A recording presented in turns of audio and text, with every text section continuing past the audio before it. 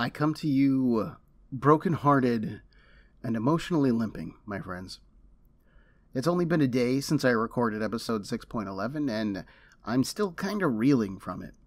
I'm a pretty sensitive guy, and doing these kind of in-depth breakdowns forces me to inhabit these stories to a degree that I'm typically not used to. Some of them linger a bit longer than others. To be fair, a good story should linger and leave you thinking. But we can't wallow in our sadness forever. The Secret Six isn't over yet. Not by a long shot, so I've still got work to do. Let's jump into our next arc and hope that it shakes the lingering cobwebs of sadness from our souls. We've got some done-in-one goodness as I read a few more standalones today in issues 23 and 24. My name is Ben, and this is Comic Book Breakdown episode Sacred 6.12, Standalones, Part 3.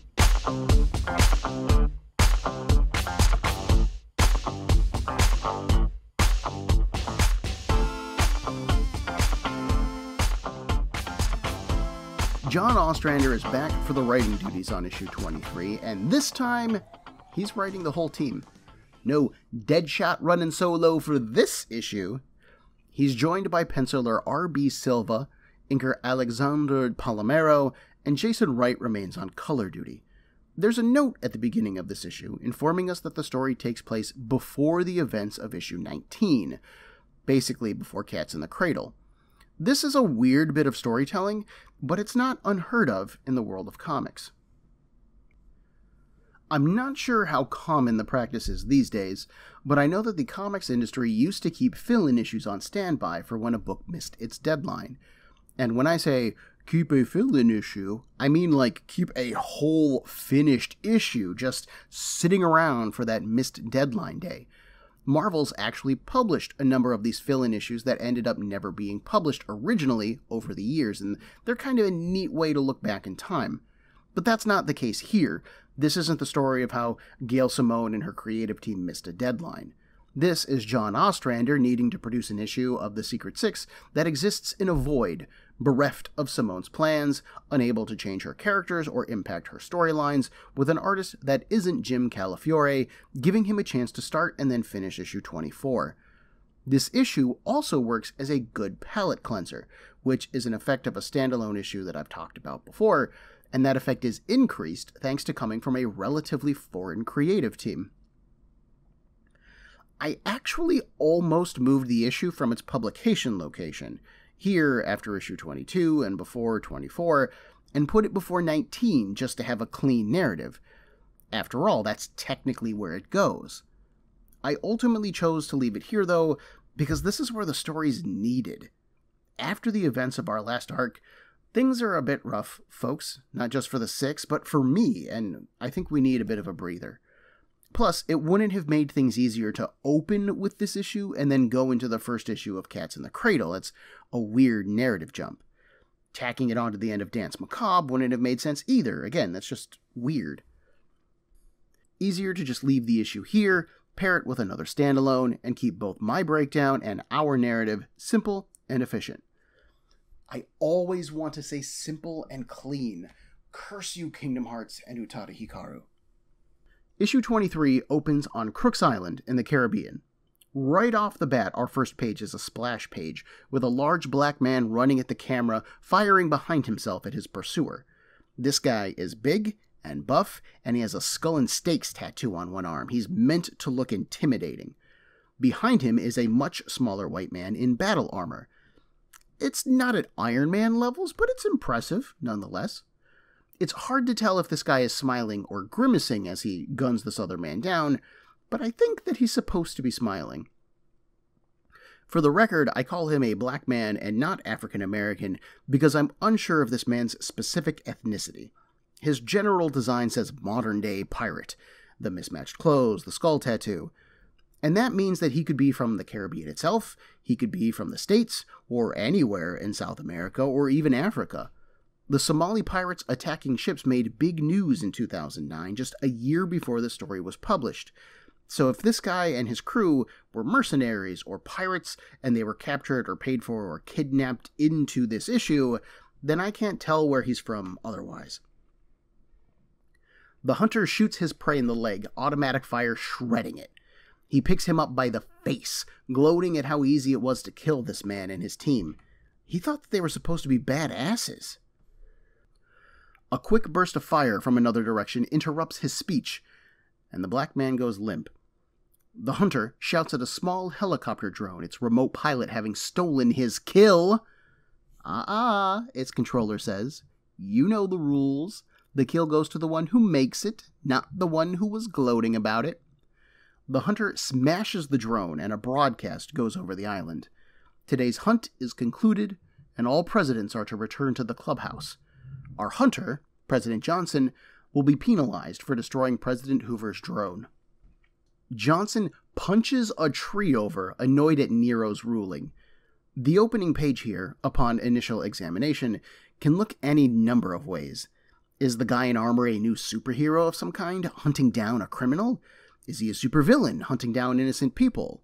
Is he a rich a-hole with more money than morals, who spends his free time hunting and killing human beings? Hint, it's the last one. But Ostrander is mostly highlighting the differences between the two, showing us that this black man isn't easy prey. He's muscular, he's tall, he's armed with some type of gun, but that the hunter has an overwhelming advantage. This isn't a fair fight. This is shooting fish in a barrel. Hearing President Johnson cry about losing his kill immediately tells us that this is a game. Not a classy game, either. I remember listening to the original story, The Most Dangerous Game, at some point in my life, and it had a very classy, elegant feel to it. The man doing the hunting saw himself as an honorable hunter, giving his prey a chance to fight back in honorable combat. But President Johnson immediately whines about losing his kill, more of an 11-year-old having lost a kill in Call of Duty than an honorable hunter. This man isn't a hunter, he's a gamer, and while he's upgraded to playing with real lives, he still has that mentality. We move to the president's clubhouse and learn more about what's going on here. There are 7 men in total, 6 presidents, 3 of which hunt in battle armor, aka the skins, and 3 of which hunt by drone, aka the shirts, and 1 referee/host called Nero. These men are rich, paying $2 million for the privilege of playing the game. Using presidents for codenames is to protect their identities from one another. They're maintaining anonymity. I'm not sure if Nero is the actual name of their host, but I doubt it. If he's running this game and maintaining anonymity for his clients as a priority, I would assume that he does the same for himself. The president's names and then Nero are interesting code names. I'm not sure if Ostrander chose those names for a reason, or just because it's an easy way to call these guys something. It's hinted that Nero is ex-military, hence the armor and the so-called dragonfly drones, but he doesn't confirm this.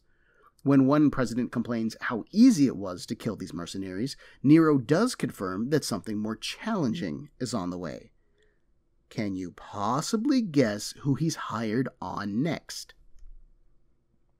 Cut to the Secret Six on a jet, on their way to their next job.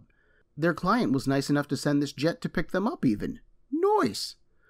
Despite the book's overall timing in the Secret Six's story, Scandal is present, explaining when Bane protests that she was requested by name. Thank you. Black Alice is missing, which is weird, given that she took Scandal's spot on the team, but we can assume that Alice was not requested. To be fair, Alice has the least history on the team, so it's possible that Nero didn't know about her inclusion. In any case, she ain't there. There are some small shenanigans on board, as Deadshot told Ragdoll that aerodynamics aren't real. He said that planes only fly if people believe that they can fly, and Ragdoll believes ever so much. Meanwhile, Catman info dumps on Jeanette, telling her about Crook's Island and its history and its topographical layout. As they approach the island, the pilot receives a radio call and shocks the Six, rendering them unconscious. When they finally come to, the Six are scattered across the island. They've all had collars put on them which allow the presidents to track them, communicate with them, and shock them if the Six try to remove them. They've also had their weapons removed. If any of them can make it to the manor at the southern tip of the island, then those players are safe and free of the game. Not that anyone has actually won before. Naturally, the first thing that Bane does is shatter his collar, ignoring the electricity that shocks him. I love this moment. Bane has stated before that he will not be caged or controlled, so having him push past the pain to find freedom is great. The rest of the issue follows the Six as they kill their attackers or their drones. I could go into excruciating detail about each one of the attacks, but honestly, they're pretty underwhelming. They don't ask much of the Six in terms of creativity, cruelty, or their nature. Jeanette punches her drone. It explodes. Catman jumps his and rams it into a canyon wall. It explodes. Deadshot, who was left with one bullet, shoots his. It explodes. Yawn. He does take its chain gun, though. Scandal stabs her hunter in the face. Ragdoll encircles his hunter and, in the most out-of-character kill of them all, bites him in the neck. And then Bane tears the arms off of his and beats him to death with them. Funny? Sure. Unique? Not really. Jeanette then goes to the clubhouse and kills the 3 men there. Deadshot, meanwhile, heads to the airfield and shoots down Nero's plane as he tries to escape. Jeanette then releases their collars, the 6 steal a boat, and they leave. Sorry, guys. Not every story is an emotional roller coaster fraught with drama and pathos. Sometimes a fill-in issue is just a fill-in issue. It doesn't do much for me either, to be honest. To begin with, there are a ton of missing details in this. Where was Alice, a character with the abilities to follow the 6 even if they did leave her behind and wouldn't be cool with being left behind? We are then told that the characters all had their weapons removed, but Scandal still has her Laminas Pesar, we're straight up shown her stabbing her hunter through the head. Deadshot is told that he has 1 bullet left in his right firing rig, but then fires with his left hand. And after the initial shot of everyone wearing their collars, no one has a collar on again. Ever. Secondly, I really don't like Ostrander's handling of Ragdoll. I often refer to Ragdoll as a joke character, as he's primarily used for comedic purposes. But Ragdoll isn't funny because he cracks jokes. He's funny because he says things so disturbing as to be jokes when they are, in fact, honest truths. But Ostrander has him not believing in aerodynamics, and singing silly songs, and cracking actual jokes, and biting a man to death. That's a Catman thing, not a Ragdoll thing. Ostrander makes a point to show Ragdoll disengaging the clasps on his hunter's armor before biting his neck, implying that not even Ragdoll could crush the armor, which I actually think is smart. Attacking his neck is his one weak point, so Ragdoll has to kill him that way. Cool. But I think, if anything, that Ragdoll would have disengaged that armor and crawled inside, killing its inhabitant by crushing him from the inside. You can't tell me that's impossible, because I've seen Ragdoll climb out of a toilet, which a human body could not do. I don't care who you are. If Ragdoll can do one of these things, then I think he can do the other. I have a similar problem with Bane's kill. Bane says, when we get there, that he was going to break his hunter over his knee like he did Batman. But he chooses not to, because that would sully Batman's honor by grouping them together. Which is cute and on brand in theory, but Bane has been breaking spines over his knee throughout the Secret Six. It isn't something special for just Batman, it's Bane's method of choice. Scandal, Catman, and Jeanette feel less off-brand here, save for a throwaway line from Scandal at the very end. Deadshot feels right, but that doesn't surprise me, given the author. Penciler R.B. Silva does good work throughout, though. His style feels a bit animated, as there aren't a lot of shadows or darkness here. Everything is bright and pretty well lit. The characters are on model, the battle armor is detailed and consistent throughout the book, and overall this is pretty good stuff. I think that Silva's faces are either too small for their heads, or their heads are too big for their faces. This isn't a terrible problem, but it's there, bugging me consistently throughout. Again, there are some inconsistencies, and some of those problems could be laid at the feet of the artist. If Ostrander didn't say in the script that Deadshot had 1 bullet in his right rig, then it makes sense that Silva wouldn't know which hand he has to fire with, stuff like that. Silva does do good work here overall, but at the time, he still has room to grow. Silva has been the main artist on Marvel's currently ongoing Powers of 10 series, part of Jonathan Hickman's X-Men work, and it looks gorgeous. I mean, there were almost 10 years between this issue of The Secret Six and Powers of 10, and whoa, which holy crap, it's been over 10 years since The Secret Six started. God, that is just... consider my mind boggled. Out of the whole series so far, I hate to say it, but this is the weakest issue. It's absolutely forgettable, it reveals nothing about our cast, and it doesn't introduce any new and lasting elements to the DCU in general. It's a decent issue, as it isn't outright bad, but I'd argue that it isn't anything special either. In its defense, this is kind of the point of a fill-in issue. They're meant to be, not disposable, but not critical to a run either. They need to be able to slide into a publishing schedule and allow the normal narrative to resume afterwards. The lighter tone does help with my Cradle hangover, so good work there, but I'm still a bit bummed. Let's talk some more about John Ostrander and then we'll move on. It really wasn't until I read and then broke down Danse Macabre that I noticed the general difference between Ostrander and Simone's storytelling styles. The pair teamed up for Danse Macabre, and as I noted there, it's impossible to tell what is Ostrander's work and what is Simone's.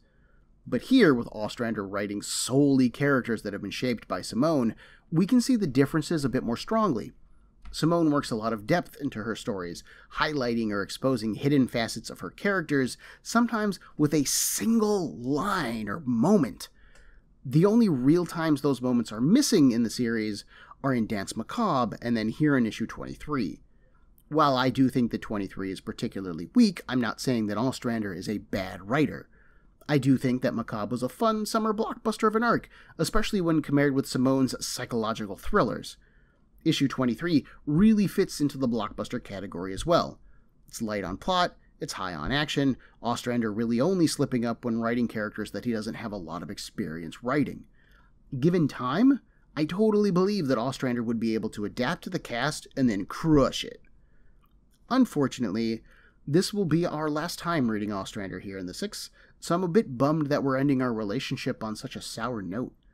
I would love to know where the idea for this next issue came from.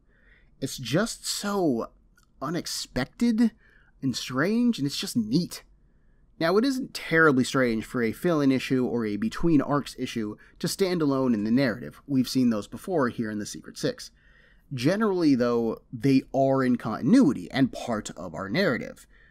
But here we are at issue 24, where we've been transported back to the 1880s and into the Wild West, and it has nothing to do with anything in a story called Unforgivable. The sun was riding low in the sky the day the bounty hunter came to town. He had 3 horses behind him, the men riding them tied and dead and stinking. This got the attention of the sheriff, who shares a mighty strong resemblance to our Scandal Savage. She recognizes those bodies. That's the Fowler boys, ain't it? They're a mighty dangerous group. The bounty hunter tips back his hat. Well, they was. He introduces himself as Floyd Loudon, although some folk call him Deadshot. The sheriff draws a shotgun from over her shoulder and trains it on him. Loudon's caught off guard by this. He just brought in 3 dangerous criminals, so why the downright unsociable greeting? The sheriff tells him to look around. Up there is her deputy, a big man who looks like Bane, and says that he's a bad shot. Oh, he'll hit you, but he's more likely to gut shot you than head shot. Over there is a redhead, Liana, and she will hit your head. The sheriff states that she's got 6 guns aimed at Loudon, so he best behave himself. Loudon tells her that she should have 7 guns. Assuming he only uses one hand, there are 6 bullets in his revolver. The sheriff asks if he's here to kill her, but he ain't. Just looking to cash his bounty. She explains that the town's had some trouble as of late. There's a crazy woman who wants the town for herself, and she's killed at least 2 sheriffs in her desires. So this sheriff ain't taking chances. She says it'll take most of the day to wire Reno for the bounty, so Loudon should have himself a beer and make nice. She'll make sure he gets paid, and then she wants him out of there. It's the Secret Six in the Wild Wild West! I had totally forgotten about this issue. Even when I flipped through the covers, just looking at what was what, I still didn't clue into it. It has Deadshot, of course, dressed as a gunslinger, wielding revolvers with the text, 6 guns a-blazing on it. so it isn't like the cover isn't representational of the interior. I do think that Deadshot's visible skin tone looks oddly corpse-like, and he does have his targeting reticle, which is weird, so that might have thrown me off, but I'm generally considering myself just an idiot here. I do think that this issue might suffer a bit from the same problem as our last issue. It's just so far removed from our ongoing narrative as to be unimportant, so I just forgot about it entirely. But I think the concept here is strong. Deadshot as a gun-slinging bounty hunter makes perfect sense, although I do wish that his outfit had more red in it just to mimic his modern counterpart better. Scandal as the sheriff, bringing order to events, fits her role as the intel gatherer of the Six as well, and she's backed up by those who care about her, Bane and Liana. I kind of wish that we had Knockout here instead of Liana, given her fate, but I'll circle back around to that. I'd also like to mention that Simone does introduce Ragdoll during our opening scene, but I couldn't figure out a good way to work it in. He has a puppet booth set up in the street where Punch and Judy put on their show. Given how much of the act is just violence, beatings, and sex jokes, having the Punch doll resemble the Joker with Harley Quinn as Judy is very fitting and a neat joke. While clearly not 1880s Gotham, there's also a Wayne Manor that Deadshot rides by, so Easter eggs abound. Ragdoll finishes his show, and the kids that were watching run off. He hides his scarred face behind a wooden mask, one side of it happiness, the other sadness. Sadness faces the camera as he wishes the children a fond tomorrow, assuming that there is one. Oh no. Loughton heads into Guy's saloon and immediately sets his eyes on a pretty figure. Jeanette leans against the bar in an alluring green dress. She and Loughton start to work out the details of their time together as we shift our focus. At the bar are two men who are discussing their latest bit of work. Aaron and Tig work for Miss Alex. Oh no! And she offered the man a fair price for his furs and lands. When he turned her down, well, that was like spitting in her eye. They just couldn't let that stand. So they tied him down, staked him to the ground, and then carved into his chest, leaving him for the mountain lions to eat. Gonna be a mite terrible end for the old cat man of... Oh, he's right behind me, isn't he? The ropes that held the cat man to the ground still dangle from his wrists and ankles. Blood runs from the 3 knife wounds on his chest. A scrap of cloth covers his nethers. He's unshaved, dirty, bleeding, a right sore mess. And just plain old sore. He attacks the brothers, tearing at one's eyes while smashing the other's face into the bar. The cat man stabs one of his stakes through Tig's hand, nailing him to it. While Aaron fumbles with his gun, the cat man breaks one of their glasses and slashes his throat. He then pulls the stake back out and puts the tip near Tig's eye. He wants his furs back. And Tig's pelt. We now have all of the 6 introduced, and our villainess, Ragdoll's sister, Alexandra Merkel, known to us as Junior during the Unhinged arc. Tig and Aaron are back as well, although they obviously don't last for long. Again, I really wish the color design on them was a bit better. They were both really defined by one wearing a green suit and the other wearing an orange suit during Unhinged, but here the only real difference between the twins is that Tig is wearing a hat. Of course, they don't live long enough for confusion to really be a part of this story. It really only confuses me because I'm doing this breakdown and I need to constantly refer to Tig or Aaron as Tig or Aaron. They oddly feel less pleasant than their main story counterparts, but they do maintain a similar jovial, supportive dialogue with one another. Jeanette, as a stained dove, is not surprising, nor is her attraction to Loughton. The Catman, as a trapper and a tradesman, makes a fair degree of sense. He's always been half a wild man in the main story, so this feels right, and he was left for mountain lions instead of African lions, which is cute. I'm assuming that he hunts beaver and raccoon pelts, which I think were a larger business in the early 1800s, but I believe it continued well into and through the rest of the century, and anyways, I can't see him hunting and killing and skinning mountain lions. We obviously aren't straying too far away from our established character traits, we're just seeing them from a slightly different angle. We don't really have the time to totally rebuild everything and everyone here. This is just one issue, after all, to tell the story, so everything needs to work now. All that ruckus from earlier brought the attention of the sheriff and her deputy, who try to keep the Catman from killing Aaron. He strikes the sheriff, and so the deputy strikes him, sending the Catman to the floor. During this brief pause, Ragdoll, or rather Mr. Merkel, I should say, enters the bar. He has a secret he needs to share with everyone, and it's that his sister is coming to town. Conversation between Jeanette and Loughton, and then Mr. Merkel and the bar, rounds out the rest of this bit. This town has an old silver mine what once belonged to the Catman's father. The town put together the money to buy it, and so they did. Been a real boon to them as well. But Alexandra wants that mine, and she'll bury the whole town if that's what it takes to get it. She's even hired a gunslinger, the infamous Slade Wilson. That's DC's most cunning of assassins, Deathstroke, just so you know, in case you're not familiar with him.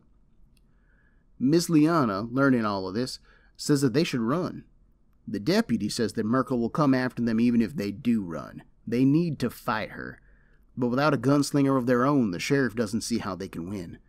Jeanette volunteers Loughton, who ain't thrilled with this idea. He paid for her services once. He is done. Wasn't even that good. As the moon rises, some of the townsfolk figure that they'll take their chances and run. But a rider waits for them just outside of town. He lights his cigarette, revealing long white hair and a gap where his right eye should be. The folk recognize Wilson and try to draw on him, but Slade kills them first. He starts to move towards town, a veritable army behind him. The sound of the gunshots reach town, alerting the sheriff that they're coming. Loughton can protest all he wants, and he does protest, but he ain't getting out now. The sheriff is going out to hear their demands. The Catman ties one of his furs over his shoulders in preparation. The sheriff don't hardly get outside when a burning arrow lands in her heart. Liana fires back, but she's not Slade, who manages to kill her with one shot. The deputy pulls the arrow out of the sheriff, but she's in shock, staring at Liana's body. Slade tells his men to open fire, and they fill the sheriff full of holes. The Catman, Jeanette, and the bartender pull the deputy back into the bar as he starts to lose it. But those burning arrows have set it aflame, and it's going to come down around them eventually. With the sheriff gone, the deputy starts to organize them, Bane's strategist mind kicking in. A carriage rolls in town and stops in the middle of the road then. Alexandra Merkel, dressed up in her Sunday best with an umbrella hiding her face, has come to watch the spectacle. Mr. Merkel tries to reason with his sister, renouncing their claim on the mine, but Alexandra answers that it's too late for that. Not being from the town, and honestly not scared of dying, Loughton did not go into the bar with the others. Slade sees him and orders him to pick up the sheriff's badge. You see, he's heard of Loughton, and he knows that he is good. But Slade is better. He shoots each of Loughton's hands as they move for his guns. Slade didn't train for that speed. He was just born with it. Loughton falls to his knees. "It ain't fair, sure," Slade says, "but it is kind of funny." Loughton agrees, and then he scoops up and hurls the sheriff's badge in one motion, hitting his target, Slade's remaining eye. With Slade down, the rest of the six attack Merkel's men. The Catman leaps from the roof, his knives gleaming in the firelight. The deputy lifts Slade into the air and breaks him over his knee. Jeanette runs Loughton his guns, and Mr. Merkel tries to reason with his sister, once more trying to appeal to her humanity. To no avail. Alexandra orders her men to shoot, and they do so. The Catman, grievously wounded, crawls at her. Did they really think that they could win this fight, she asks. No, the Catman replies, but perhaps they might have been heroes. Alexandra grins. Not in this lifetime. Well, that's an on-brand, depressing yet meaningful ending to this story. You guys know that I'm a fan of the six as heroes. Who doesn't love a good redemption arc? And seeing the six come together here is cute.